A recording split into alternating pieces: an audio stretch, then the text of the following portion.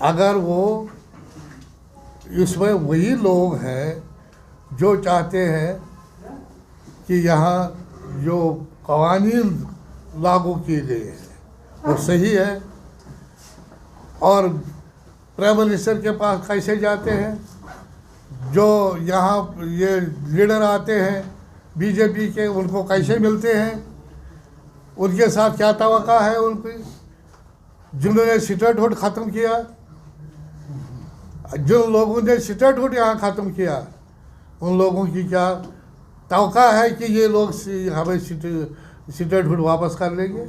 उनसे कोई तवक्का नहीं है। एक बात है, मुझे उनके बारे में न वकालत करनी है न कुछ। मुझे ये बात जो मैं देखता हूँ, जो लोग मैं समझता हूँ, जो कश्मीरी लोग समझते हैं, चाहे बीजेपी मुख्तलिफ हरबे भी इस्तेमाल कर रहा है इस वक्त, चाहे वो अपनी पार्टी के रूप में, चाहे इंडिपेंडेंट के रूप में, अक्सर जगह उन्होंने इंडिपेंडेंट खड़ा किए हैं, क्योंकि बीजेपी को कोई वोट देने वाला नहीं है।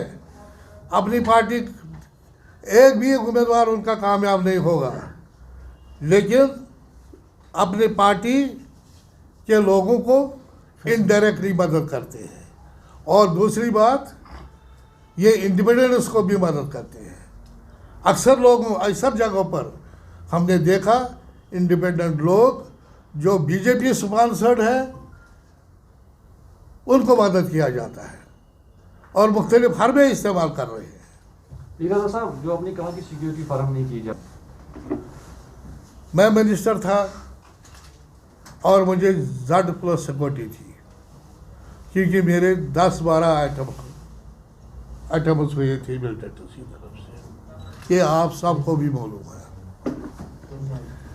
फिर जब बीजेपी की हुकूमत आई, यहाँ PDP और बीजेपी की कोalition आ गई, तो मुझे काम करके Z+ कैटेगरी में रखा, और फिर Z+ कैटेगरी में था मैं, तो पिछले दफ़ा मुझे सब सिक्योरिटी मिल रही। मैं आज कोकरनाग अपने घर में बैठना चाहता हूँ, लेकिन मुझे सिक्योरिटी वहाँ नहीं है।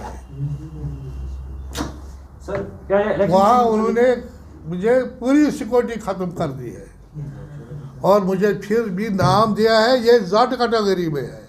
अगर मैं Z कैटेगरी में हूँ तो मुझे वो सिक्योरिटी दीजिए जो मुझे होनी चाहिए। मैं अपनी बात नहीं करता हूँ, मैं दूसरों की बात कर रहा हूँ। ये जिसको Z कैटेगरी दिया है उसको Z कैटेगरी की सिक्योरिटी दीजिए, जिसको Y कैटेगरी दी है उसको Y कैटेगरी। ये ज़रूरी है क्या बीजेपी लोगों को दिया जाए, अपनी पार्टी लोगों को दिया जाए और किसी को नहीं? सर, कुछ उम्मीदवार कह रहे हैं कि ये सिक्योरिटी इसलिए फराहम की जा रही है क्योंकि इलेक्शन के नताइज वोटिंग को इन्फ्लुएंस किया जाए, क्योंकि कंपेनिंग इससे मुतासर होती है।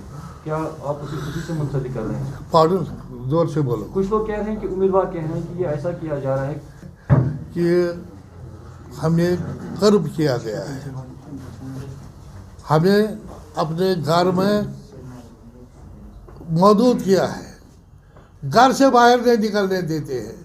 अगर मैं जाऊं सड़क पर, मैंने 50 साल हिंदुस्तान का नारा दिया और कांग्रेस हमेशा किया, मेरे पेरेंट्स ने, और I am the person, I belongs to that family जिन्होंने 40 साल असेंबली में रिप्रेजेंट किया अपने इलाके को। सर, आप एक बात बताइए, लेकिन मुझे कहा जाता है कि इसको सिक्योरिटी दो। अगर मैं बाहर जाऊंगा क्या मुझे मिलिटेंट नहीं मारेंगे?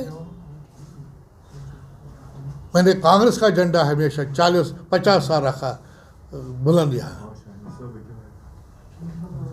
और उस आदमी को सिक्योरिटी नहीं मिलेगी जिसने 40-50 साल कांग्रेस या हिंदुस्तान के नाम पर कहा।